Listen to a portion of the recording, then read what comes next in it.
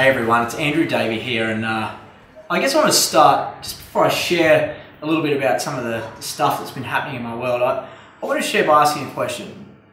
What is it you dream about? What is it you dream about every single day? The thing that, I guess, it's within you, you breathe it, you live it every single day. It's that thought in the back of your mind, and it just won't go away. It's like that burning desire. What is that for you?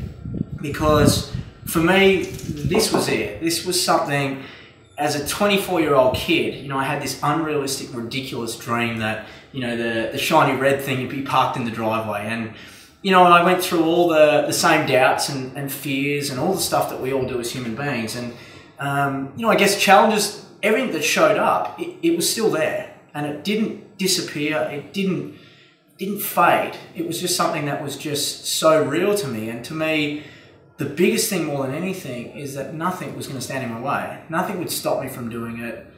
I would do whatever it took, and I didn't care what people said. I didn't care what anyone thought. I was laughed at, all the things that went along with it, starting up a business and as a mechanic and doing all the things that I had to do to get that started. And, it was so many times where I just doubted myself, and I thought, these things aren't going to happen. It just seems ridiculous. You might as well just throw the towel in. But it was so important that the dream to me was so big that everything about it, that I could taste it, I could smell it. It was so real to me that nothing was going to stand in my way. And I guess I share that because today is probably even bigger than the fact and the day that this thing actually happened. So when I was 24, I set that vision in a way of what life looked like. I set it in a way that I knew, what I wanted to do from a business perspective, and I had all these plans and outcomes and goals and objectives and all the stuff you learn in seminars, everything that I'd learned, and I applied it, and I applied it 150%. And I'm a firm believer, if you want it that freaking bad, it'll happen. But the thing that's so important is knowing why the hell you want the thing in the first place. If you just wanted this for the sake of it, just because it'd be cool, to me, it's not a burning desire. It's not enough to just get you to step outside yourself and do things that maybe you're going to get ridiculed, maybe you're going to be laughed at, maybe people are going to take the piss.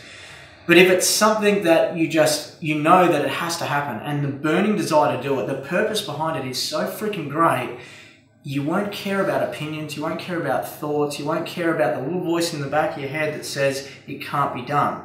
So to me, that journey and that reflection has come to this point now, because believe it or not, today is the day that I've actually sold this thing.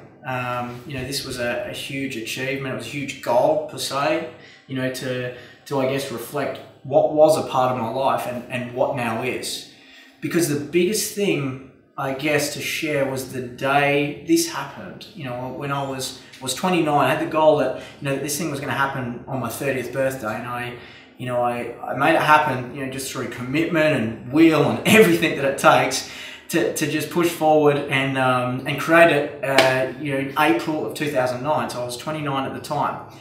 And the biggest thing I learned more than anything was the day it happened, the moment. I remember it specifically. I remember it like it was yesterday. It was that working towards things with this clear picture, with nothing but a burning desire and a passion, with no freaking clue how I was going to do it. But I just knew that this was something that I saw as life, and as life being this exciting, fun thing. And until I had all these things, it wouldn't happen. I wouldn't have that sense of contentment, that happiness, or everything that goes with it. And so the day it happened, I remember it like it was yesterday. The dealer that I bought it from in Sydney, he actually had to take a phone call, and he headed off for a moment, and I was left with the car. I was left with this goal, that this realization that this thing had just all come together. And I remember the exact moment when I sat in it for the first time, and I just grabbed onto the steering wheel, and the first unconscious thought I had was, this it? Like, is this all there is? And I guess I liken it to, maybe Wile E. Coyote, if he ever caught the Roadrunner, he would grab onto it.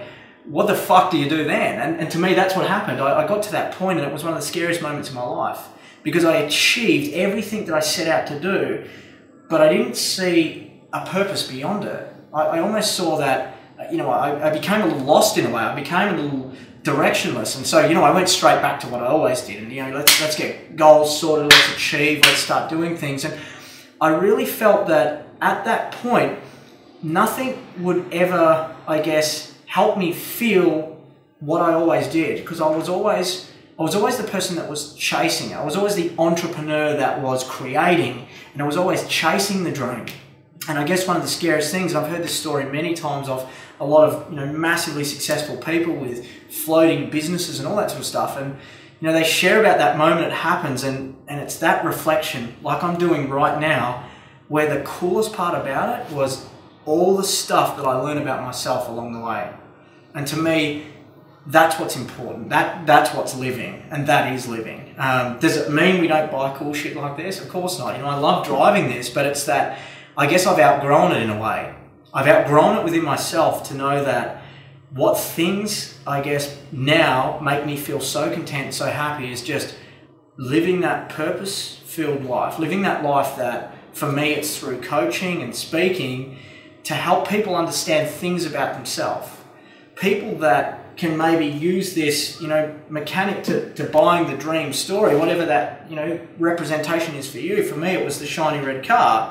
Ferrari was something since I was a little boy, I had an absolute passion for. But it's helping people realise that not only are these things possible, but also seeing the deeper meaning to it. Going down the rabbit hole to understand there's something so much deeper than materialistic stuff that we achieve and we accomplish. My opinion is that most people in this world, in society today, we get so hung up on the objectives, we get so hung up on the outcomes, we get so hung up on the goals.